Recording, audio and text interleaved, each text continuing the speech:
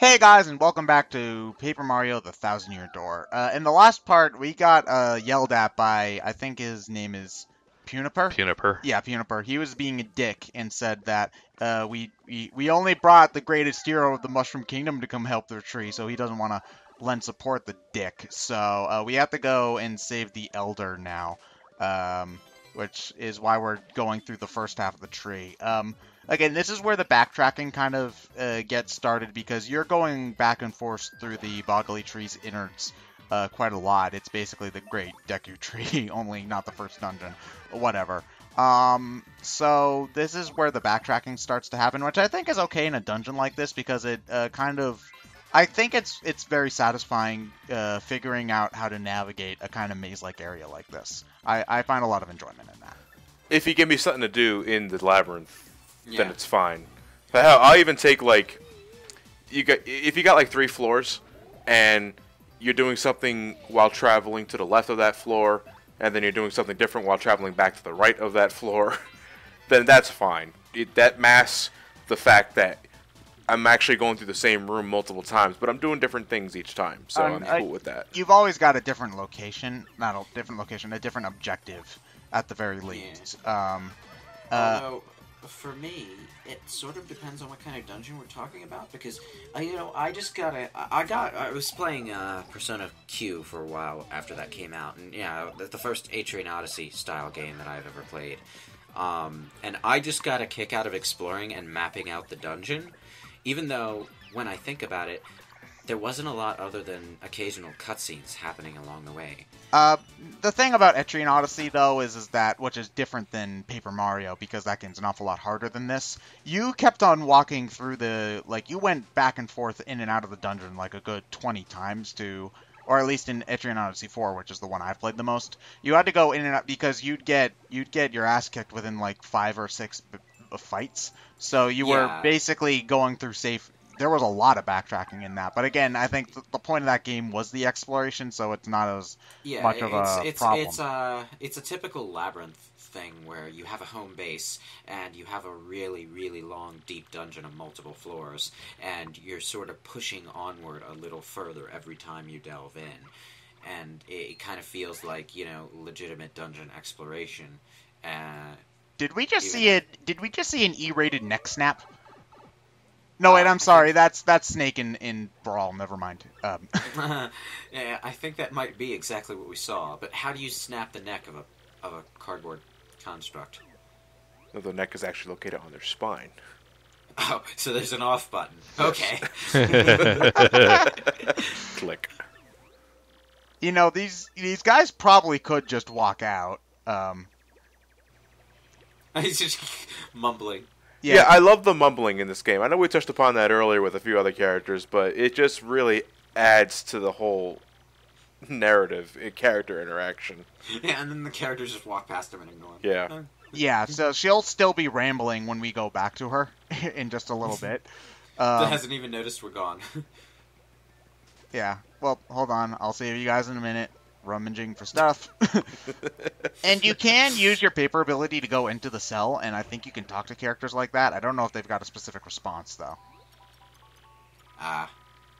Wait, does every individual puny have an individual line, or...? No, there's 4 main punies. There's the Elder, there's Punio, which is the one with the green thing that's following us. There's Puniper, who's the fat fuck from the bottom floor, and there's...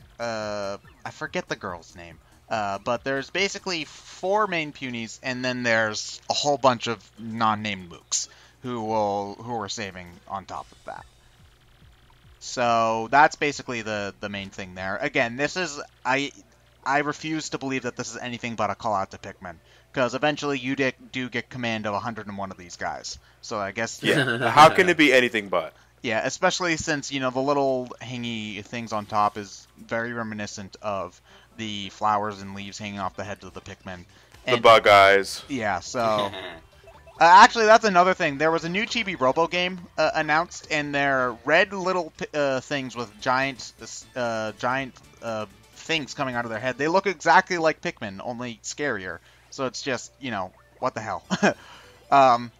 Also, I showed that battle because it was technically mandatory, even though it was just one enemy. And also, they're giving you one of these really early in the game. These are Ultra Shrooms, and yeah, you usually don't get these until like Chapter 6 at the earliest. So, if you're they they heal 50 HP. Our max right now is 20.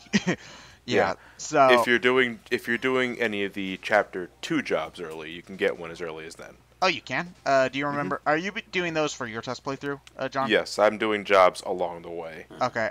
Which one gives you the Ultra Shroom that early? Let me think back. It's one of the real obnoxious backtracking ones. Oh, they're all obnoxious backtracking ones. But I'm talking more like the ones in Chapter 2 where you have to go, like, finding the hide-and-seek Koopa. You have to go back to Hooktail. That's the one from in the Hooktail Castle, right? That's the one where that I figured out where the Heart Shroom existed. Yeah. Also, I like the one where you just smack the guy on the head repeatedly until he remembers what his idea was. There's that one. Then there's the one where you find the bandit a few times, and there's the one where you have to travel back to Petalburg to hear the mayor yap for a bit. Oh yeah, the side quests can get a little bit repetitive because there's a lot of backtracking, but the dialogue's worth it. Oh god, this reminds me of one, I think, optional scene in Okage where your dad can just talk your ears off for several hours, and then it fades out and you find you missed the circus that you're supposed to be going to.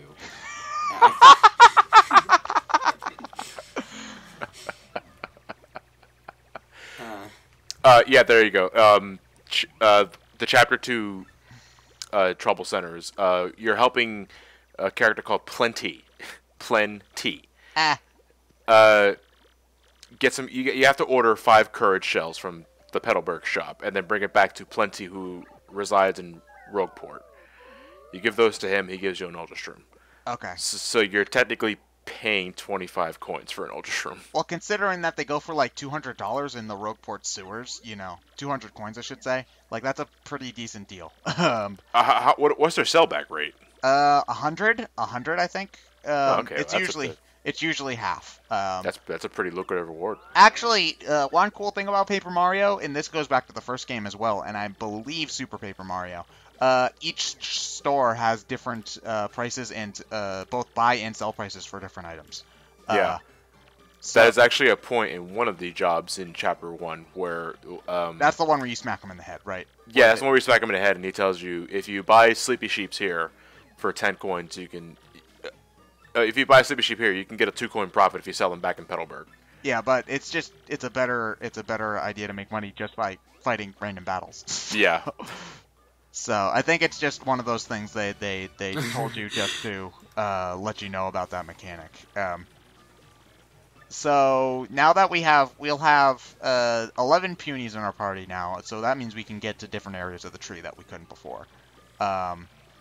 If you lose any of them because they can get scattered about because they're annoying fucks, you can go back to the Elder and she'll round up everybody with like a whistle or something. So you can't ever lose anybody permanently. It's just this is more pronounced once we get 100 in our party. But they can like fall off of ledges and be scared by enemies, and they're kind of annoying fuckers.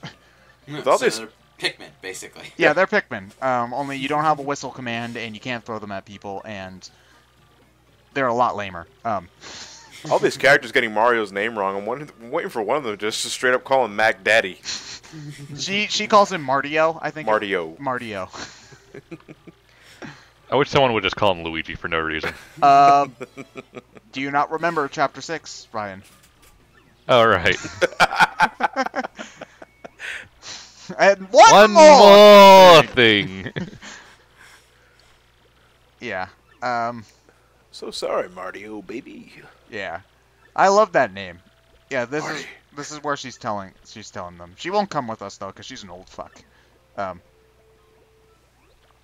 Also, just saying hi, Lost and Beauty. I love you. I love you. Yeah, and now she'll keep on rambling at you. Okay. Yeah. Think about it. There was a particularly fun Punderton. Several hours later. Oh my god, Goombella's mouth is phasing through one of the punies. Goombella, no! I mean, I heard about eating your pillow, but shit. Yeah, so now we have to go find the blue key in order to free everybody else. So yeah, that's what this thing is for. The puny orb is one of the most important items in this area because it makes all the punies gravitate towards these panels, which will unlock things like that pipe. And I wouldn't say necessarily. Well, no, there are some puzzles that take use of it, like right here. Yes, this is it. After we fight this guy, also I recommend touching the panel right there so that you can open the door and save yourself a little bit of time backtracking. But the puny orb pedestal right there, if you put it there, all the punies will kind of just hang out and stare at it. What you're supposed to do is Flurry's there's like bubble fluid down there. Flurry's what's it called? A field ability is to blow air out, and you use that to you keep the punies in one place so that you can blow air at all of them, and then push them into the bubble fluid, and then they'll be able to float over to the other side, which I think is pretty unique. There's a lot of interesting environmental puzzles in Paper Mario. And just because I just explained that, now the next 30 seconds of footage are going to be completely pointless. Well, it's one use of getting use out of Flurry. Yeah. Well, there are several areas that you need to use her, but yeah. Unless if I need, and I believe if you use her ability on enemies in the field, they'll be stunned for a minute, making them easier to go by without battling them, which is nice. But unless if I'm using her on the field, I generally don't use her at all. She gets the most use in Chapter 2, if I recall correctly. Yeah, that... No, definitely. You can have her blow posters off the wall. Yeah, and there are a few things you need to use her for in order to get more out of Rogueport. Yeah. But it follows the standard trope. You find new character, a new chapter, that chapter is centered around that character. Yeah. Or, more accurately, that character's abilities. Yeah, that's pretty typical game design stuff, actually. Not that it disappears when you get to later parts of the game, it's just not emphasized as much, because there's always a new gameplay mechanic to work off of. Actually, that's one good thing I like about Paper Mario 2 over Paper Mario 1 is that in Paper Mario 1, it took them all the way to Chapter 6 to get all the party members. You can have all the party members by the beginning of Chapter 5. By the beginning of Chapter 5 in Thousand Year Door, meaning that you get more well-rounded puzzles by the end game, and you get them earlier, too, which I appreciate. Yeah. The character-specific puzzles kind of remind me of the Wild Arms series. Look, I'm tangenting into an RPG series that isn't Final Fantasy. Yeah! But, the characters in the first 3 Wild Arms games specifically, they all have tools that they use in the dungeons to solve puzzles and whatnot, like a flaming projectile or a boomerang to set off switches, or some more complicated stuff that you get later on in the game. And it gives the dungeons a lot of charm when you have that kind of stuff. It also gives you that feeling that all of the characters are contributing. Yeah. Yeah. Definitely. Because I know that there are plenty of RPGs where you get a character and then you just shove them to the back of the party and they never see the light of day again. It's like you logically start to ask yourself, well, what are you doing to contribute to this adventure while you're sitting there in the backstage, you know? Torneco? Dragon Quest IV, anybody? No? Okay, then. I've never played Dragon Quest IV. The only one I've played is 8. Oh, that 3DS remake better be coming to the States, because I'd love that. The only thing I've heard is that we're getting Dragon Quest Heroes. Yay, that's good. Like, if we get the fucking Dynasty Warriors spinoff and not the remake of the most popular game in the series, I'm gonna be kind of pissed, because I haven't played 8 yet. I played 4, 5, and 6, and I really want to play 8. You should totally play 8. It's really awesome. My excuse to play it will be that 3DS remake if it comes out over here. If it becomes like Dragon Quest 7, where it just comes out in Japan and we never hear about it, I'll probably get a PS2 version of the game. But until then, I'm gonna hold off until I maybe get the version I want. Fair enough. Yeah. I don't know. No, I have a obsession to check every single bush in this game, just because there might be. Even though I know that I should probably... Congratulations, you are a normal RPG player. Well, it's like... You know, you just fall into that rhythm when you're playing these games. Yeah. You know. Yeah, I think it Especially if helps it's that an it's. RPG. I think it helps that it's pretty quick to search stuff in this game. Yeah. Yeah, Oh, if you're like really searching for star pieces, you can get like 15 to 16 as early as the beginning of chapter 2 if you know where to look. Because there's definitely a few that I missed in Rogueport, and you know they're pretty. See, there's one right there. Yeah. I can't tell if you got it from searching that bush or if it was just hiding out behind the bush. Yeah. They're not really necessary. All you get from them is badges in the from Dazzle, I think her name is. So she records. She recorded the game for us. How nice. But yeah, other than the quick change badge, I don't really need anything else that she has though. You can stock up on the attack badges, the ones that cost 15 star pieces. The Power Plus. Yeah, the Power Plus. Yeah. If you really want to start utilizing Danger Mario, or you just want more spice to your attacking ability. Oh yeah, I was just a dick to Jabby. I think it was Punio. He's he's Punio's friend. I didn't actually know about this until way late. This was the first playthrough where I've actually talked. No, it's the second playthrough I've actually talked to him. But you can find him in the shop here. And you can actually have him join your team, not that it matters an awful lot. So, yeah, you'll basically just get one extra puny, which doesn't really matter since you have more than enough anyway. But yeah, I stored my Ultra Shroom there because I didn't want to lose it. One reason that I actually hate Flurry is one time when I was doing the final boss, I accidentally gave her a Ultra Jelly instead of giving it to Mario. And she was at full health, and he was at like 4. So, yeah. Yeah. Mario, I'm dying. Give me the. Let me see what I got. I got an ultra. No, I don't want to use the ultra shroom. Oh no. It's mine.